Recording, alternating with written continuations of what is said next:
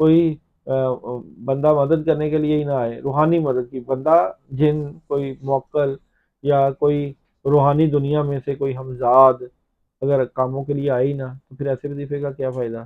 جی پھر تو آپ سارا دن زبان ہی ہلاتے رہو گے۔ جی صحیح تو ہے۔ ہم یہ چاہتے ہیں کہ جب کوئی بندہ پڑھے یا پڑھائی کرے تو اس کے پیچھے کوئی مخلوق آئے۔ حقیقت کچھ ایسی ہوتی ہے کہ ایک بندے کو ضرورت ہوتی ہے آیت الکرسی کی، اور وہ پڑھ رہا ہوتا ہے سورہ فاتحہ۔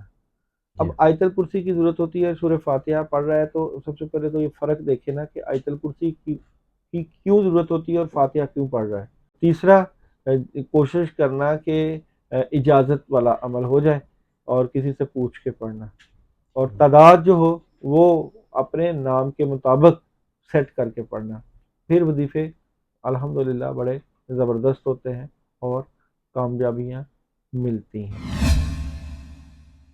السلام علیکم ناظرین، میں ہوں رامش اور آپ دیکھ رہے ہیں رامش شیخ آفیشل۔ آج ہمارے ساتھ موجود ہیں داؤد جی داؤد، جو کسی تعارف کے محتاج نہیں، آپ اسٹرالوجر ہیں، نیبرولوجسٹ ہیں، ٹیرو کارڈ ریڈر ہیں، اور اگر وظائف کی بات کی جائے تو ان کے عملیات سے لاکھوں ہزاروں لوگ مستفید ہو رہے ہیں۔ تو آج کا ٹاپک بھی بہت یونیک ہے، اور سٹارٹ کرتے ہیں اور داؤد جی سے سلام دعا کرتے ہیں۔ السلام علیکم۔ وعلیکم السلام۔ آپ لوگوں کو مالی لحاظ سے بہت فائدہ پہنچا رہے ہیں، اور ایسے ایسے وظیفے بتا رہے ہیں کہ جس سے لوگوں کو مالی معاملات ان کے درست ہو رہے ہیں۔ کچھ تو بروئی تو ویسے قدرتی طور پہ امیر ہوتے ہیں، وہ بھی آپ نے آج بتانا ہمیں، اور کون سے ایسے غریب لوگ ہیں جو آسان سا وظیفہ کریں جس سے ان کے مالی معاملات بہتر ہو جائیں۔ بہت شکریہ، آپ نے وقت دیا۔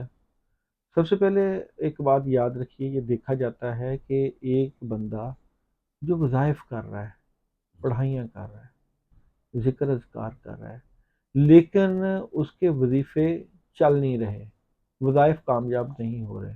جی میں ہمیشہ یہ بات کہتا ہوں کہ اگر آپ نے کوئی وظیفہ، پڑھائی یا ذکر اذکار کرنا ہو تو آپ کسی روحانی عمل یا مستند بندہ جس کو بزرگوں کی طرف سے اجازت ہو تو کوشش کریں اسے پوچھ کے کر لیے جائیں، اس سے بڑا فرق پڑتا ہے۔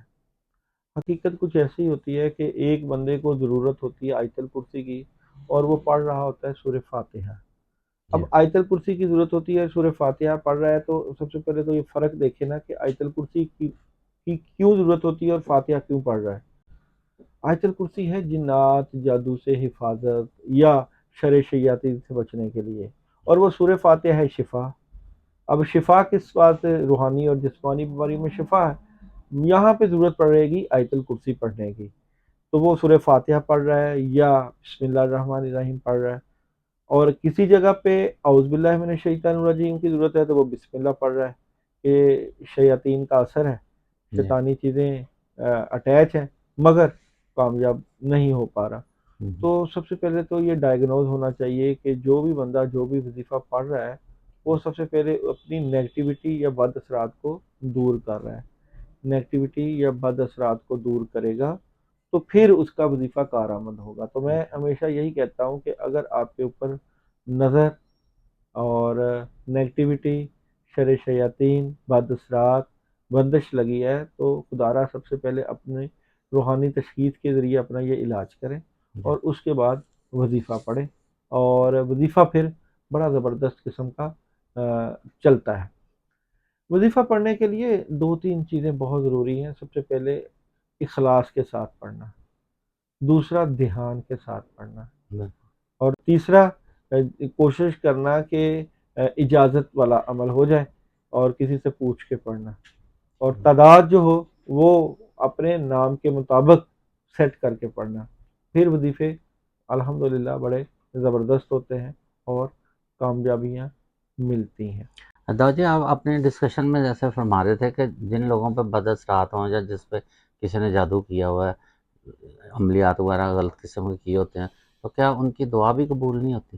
نہیں، بات تو ٹھیک ہے، دیکھیں دعائیں تو اللہ تعالیٰ قبول اللہ کے چاہنے سے ہوتی ہیں، اچھا جی لیکن جو لوگ مریض ہوتے ہیں، جی جی جو جادو زدہ ہوتے ہیں یا جن کے اوپر نظر لگی ہوتی ہے، تو وہ تو خود بیمار ہیں، جی روحانی بیمار ہیں۔ ایک ہاں بندہ روحانی بیمار ہو تو وہ روحانیت سے فائدہ کیسے اٹھائے گا؟ آپ خود سوچیں۔ جی جی ایک بندہ روحانی بیمار ہے، اس کی روحانیت چل ہی نہیں رہی، لیکن اور جادو کا اثر ہے، جی شیاطین کا اثر ہے۔ لیکن یہ بھی کہتے ہیں نا کہ بیمار کی عادت کرنے جائیں یا اس سے دعا لیں تو جو صحت مند ہوتا ہے نہیں، اس وہ کو دعا عیادت لگتی کرنا کچھ اور چیز جی ہے.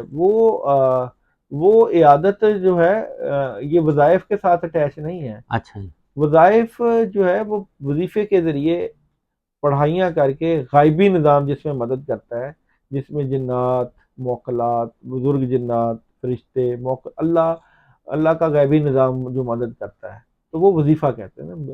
ہر وہ وظیفہ جس کے پیچھے روحانی مخلوق ہو، تو وہ پھر مدد کے لیے اگر وہ آئیں. اگر آپ سارا دن ساری رات پڑھتے رہو اور کوئی بندہ ہی نہ آئے اس پڑھائی کے پیچھے، جی کوئی بندہ مدد کرنے کے لیے ہی نہ آئے، روحانی مدد کی بندہ، جن کوئی موکل یا کوئی روحانی دنیا میں سے کوئی ہمزاد اگر کاموں کے لیے آئے ہی نہ، تو پھر ایسے وظیفے کا کیا فائدہ؟ جی پھر تو آپ سارا دن زبان ہی ہلاتے رہو گے. جی صحیح تو ہے. ہم یہ چاہتے ہیں کہ جب کوئی بندہ پڑھے یا پڑھائی کرے تو اس کے پیچھے کوئی مخلوق آئے جی. کاموں کے لیے. اچھا آپ جو وظیفہ بتانے جا رہے ہیں اس کے لیے آپ کی اجازت کی بھی ضرورت ہے؟ ظاہری بات ہے، جو میں اچھا وظیفہ بتاؤں گا، آپ میرا نمبر چل رہا ہے جی باٹم تو سکرین کمنٹ نمبر میں چل رہا مجھے اپنا ہے نام جی. سینڈ کر دیں، تو اچھا ان شاء اللہ تعالیٰ اس کو اجازت دے دی جائے گی. ٹھیک اچھا وظیفہ بھی میں بتا دیتا ہوں. جی وظیفہ ہے بسم اللہ الرحمن الرحیم کا، جی اپنے دنیاوی کاموں کے لیے. جی دنیاوی کاموں میں پیسے بھی آتے ہیں، دنیاوی کاموں میں کاروبار بھی آتا ہے، رزق آتا ہے، بچے آتے ہیں، بچوں کی طبیعت، صحت، بڑی دنیا کے کام آتے ہیں.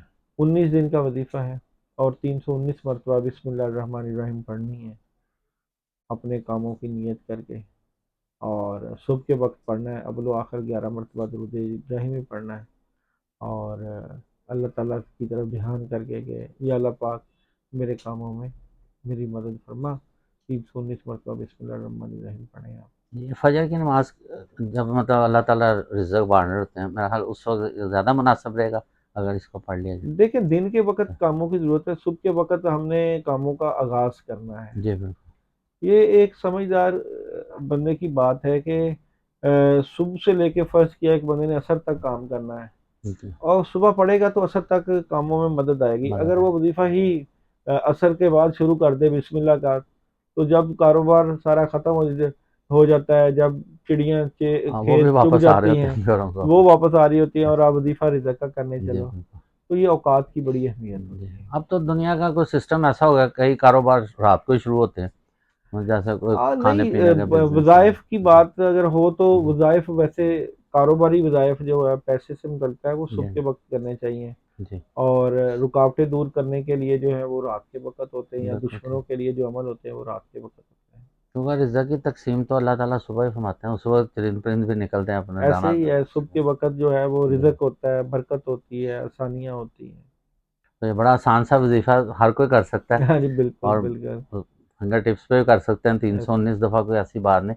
اچھا کچھ اب عام ہم دیکھتے ہیں لوگ کچھ ویسے ہی بڑے امیر ہیں وہ کوئی ایسی عبادات بھی نہیں کر رہے ہوتے ان کے پاس بینک بیلنس بھی گاڑیاں بھی شو ہم آف کر دیکھتے رہے ہیں نا ہوتے ہیں ہم اور دیکھتے ہیں نا کہ ایسے ہمیں امیر ہیں، نظر آ رہا آپ کو ہوتا ہے. کیا پتا رات کو ان کا اللہ کے ساتھ کیا تعلق ہے. ایسا یہ ہاں گمان ہمارا ہے، جی بالکل.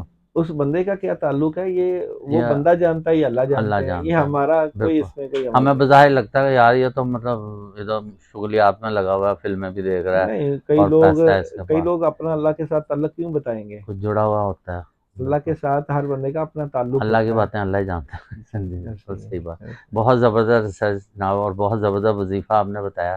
انشاءاللہ ہمارے ناظرین اس سے مستفید ہوں گے. بٹن سکرین داؤد جی کا نمبر بھی چل رہا ہے تو آپ ان سے کوئی بھی اپنا روحانی مسئلہ پوچھنا چاہتے ہیں اگر آپ کسی مشکل میں ہیں تو یہ آپ کی ضرور ہیلپ کریں گے. تو اگر آپ کو ہمارا چینل پسند آیا تو رامیش شیخ آفیشیل کو ضرور اس کی بیل آئیکن کو بھی ہٹ کریں اور سبسکرائب کریں. پاکستان زندہ باد.